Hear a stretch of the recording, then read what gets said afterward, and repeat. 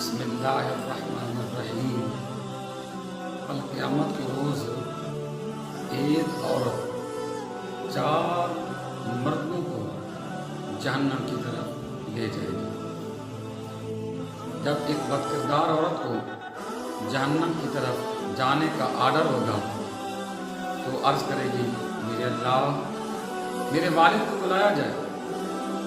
جب اس کے والد کو بلایا جائے گا تو عرض کرے گی میرے مالک یہ میرا والد تھا، اس کا حق تھا کہ مجھے بے پردگی سے روکتا، اس نے نہیں روکا، اب اس کو بھی ساتھ میرے جہنم کی طرف بھیجا جائے۔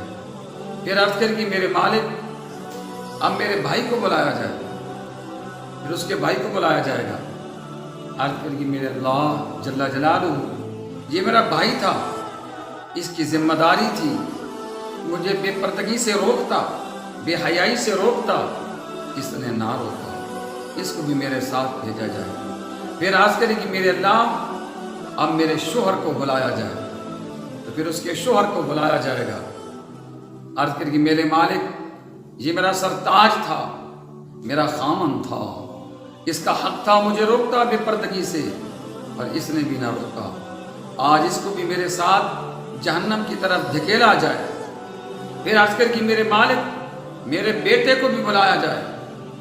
اس کے بیٹے کو بلایا جائے گا تو بیٹا وہ جو اپنی ماں سے 1 لاکھ کی فرمائش کر کے موبائل تو لے سکتا ہے لیکن ماں کو بے پردگی سے نہیں روکتا تھا۔ عرض کر کہ میرے مالک میرا بیٹا جوان تھا، اس کا حق تھا مجھے بے پردگی سے روکتا، مجھے فحشی سے روکتا، اس نے بھی نہ روکا۔